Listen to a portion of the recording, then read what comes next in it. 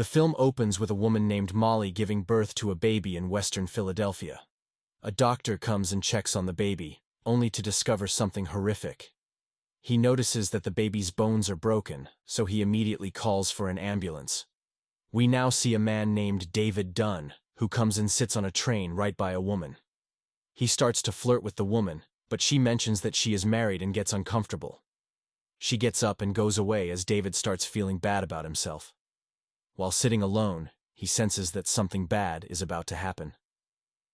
Then, David's son is watching TV at home when he sees the news of the train crash. The train David was on crashed, and every passenger passed away. Surprisingly, David wakes up inside a hospital without even a scratch. Doctors are unable to figure out how this occurred. David walks out and is greeted by his wife, Audrey.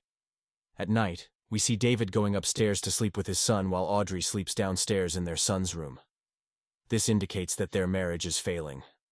David was coming back from giving a job interview in New York, and he told Audrey that he didn't get the job but would move there anyway. The next day, David goes to a church that holds a memorial service for the people who were on that train. While coming out of the church, David notices a letter on his windshield. The letter shows the name Limited Edition, which is the name of a store. The note asks him about how many days of his life he has been sick. This makes him wonder because he realizes he doesn't remember the last time he was sick. Later on, he goes to his job at a university stadium. He works as a security guard there and asks the boss's assistant about how many sick days he's taken. His boss later approaches David and gives him a raise because he has never taken a sick day in the 5 years he has worked as a security guard. This makes David even more paranoid about the letter. At night, David is unable to sleep, so he goes to Audrey and asks her if she knows about the last time David was sick. Even Audrey claims that she cannot remember the last time she saw David sick. The scene then cuts back to 1974, when the baby at the start of the movie is now a boy. His name is Elijah, but his classmates call him Mr. Glass and tease him at school because of how delicate he is. Apparently, he was born with a disease that makes him extremely weak, and his bones break easily. Because of this, he has no friends and is mostly alone all the time. His mother, Molly, gifts him a superhero comic to cheer him up. As an adult, he owns and operates a lucrative high-end comic book art gallery with a focus on original superhero illustrations. In his store, a man tries to buy one piece for his song, and Elijah refuses, claiming that this is art and not children's toys. This shows how serious he is about his business. David and Joseph arrive at his shop because it is called Limited Edition, and David wants to investigate what that letter was about. They sit down, and David hears Elijah's explanation.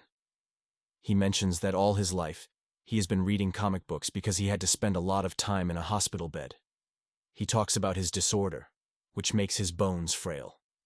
He thinks that comic books are actual stories, but they are just twisted and turned into cartoons for marketing. His theory is that if he's born with fragile bones and a high susceptibility to injury, then there must be someone on the other end who is the complete opposite, an invincible person meant to save everyone. Elijah has searched every calamity for a lone survivor who is unharmed, but he hasn't been successful. David Dunn is the one he's finally found after years of looking. However, David thinks all of this is stupid because he has been injured once when he was in college. He refuses to believe what Elijah is trying to say and leaves. Later on, David is on duty at the stadium when he gets informed that someone is attempting to enter covertly while asking for David. Elijah appears and begins to convey to David his thoughts about comic books. There are theories that ordinary men like him are some kind of superhero, that they possess powers they are unaware of, and so on. They walk together while talking when David bumps into a man and feels that he might be carrying some weapons. He tells the guards to start checking every person for weapons, and the man David was suspicious of leaves before they check him. When Elijah questions David about it, he explains that he pictured a certain type of firearm when he bumped into him. David returns to his business, but Elijah follows the man David bumped into. He sees the man going down some stairs and decides to follow him, but Elijah stumbles and breaks multiple bones, including his leg. Before he passes out, he gets a glimpse of the man's revolver, which is exactly as David had described. This means that Elijah is correct about David possessing some unique ability. Later, at home, David is using weights to work out in his basement. David is still not convinced by what Elijah says about him, but Joseph somewhat believes it. When David asks Joseph to take off some weight, he adds more weight without telling David. David lifts 250 pounds, which is a record for him. David is shocked at this and keeps telling Joseph to put on more weight, eventually reaching a maximum of 350 pounds. Elijah is in bad condition, with many of his bones broken, and Audrey, David's wife, is his nurse. Elijah inquires about David, and she tells him that David was a star football player, but he got into a car accident. David never returned to playing football after an accident. That was the reason she and David got married. Meanwhile, David meets a school teacher who informs him that his son has been injured. The school nurse recalls that David attended this same school. She remembers how, throughout his time as a student there, David was teased close to a pool by some bullies. They drowned him in the pool after, but he managed to survive and was discovered at the bottom of the pool. At night, David and Audrey are talking when Joseph takes David's gun and threatens to shoot him. He says that he knows David is invincible, and he will prove it. But David manages to convince him that he is not a superhero, and that he should put the gun down. Enraged by this, David goes to see Elijah the next day. He explains the pool incident and says that it is indeed possible for him to get hurt. Elijah manages to make the point that all superheroes have a weakness, and David's weakness is water. The following evening, David breaks into a train station and looks at some of the damaged trains.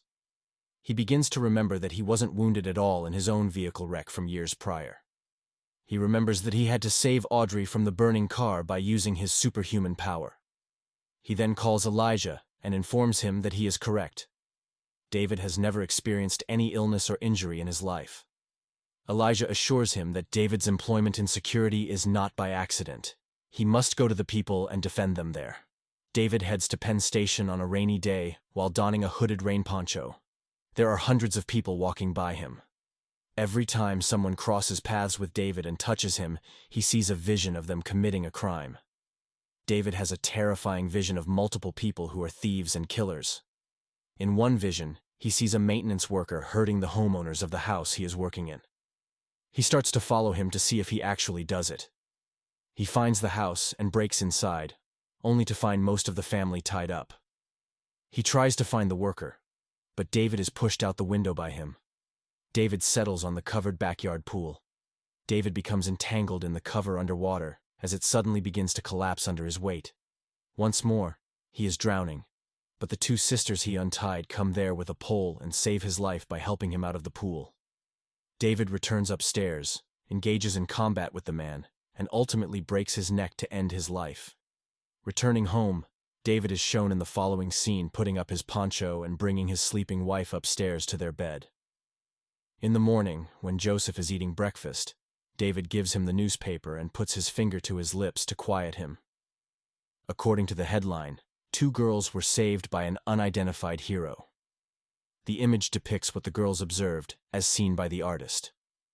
It depicts a figure wearing a cape and hood, like a superhero. David later visits Elijah's gallery, where he is hosting a large party in honor of a special exhibition. David meets Molly, who starts to talk about comic book villains. She explains how Elijah always thought there were 2 types of villains, those that are evil from the start, and those that become friends with the hero first. David then goes to Elijah's back office to talk about the fact that he saved some people. Since his fall, Elijah has been confined to a wheelchair. They shake hands, and he tells David how pleased he is with him. David suddenly sees visions of Elijah lighting a building on fire, causing a jet to crash, and lastly, Elijah stepping out of the driver compartment of David's destroyed train. David is appalled by this and by what he finds when he peers around Elijah's office. He finds newspapers and articles about hundreds of global catastrophes. All of these events have been planned by Elijah, who is their mastermind and has done all of this just for his own personal gain and to find someone like David. Every wicked villain needs a good opponent, just like in comic books, and Elijah has at last found his. Elijah, who is now in a wheelchair, announces that he is called Mr. Glass, and David retreats in terror and walks away from him. A message then states that Elijah has been placed in an institution for the criminally insane after David told the authorities about what he had done. Here, this movie ends. Thank you for being a part of Instant Movie Recaps. If these tales of mystery and intrigue sent shivers down your spine, make sure to hit that like button and subscribe to Instant Movie Recap for more bone-chilling narratives. Stay tuned, and until next time, stay captivated.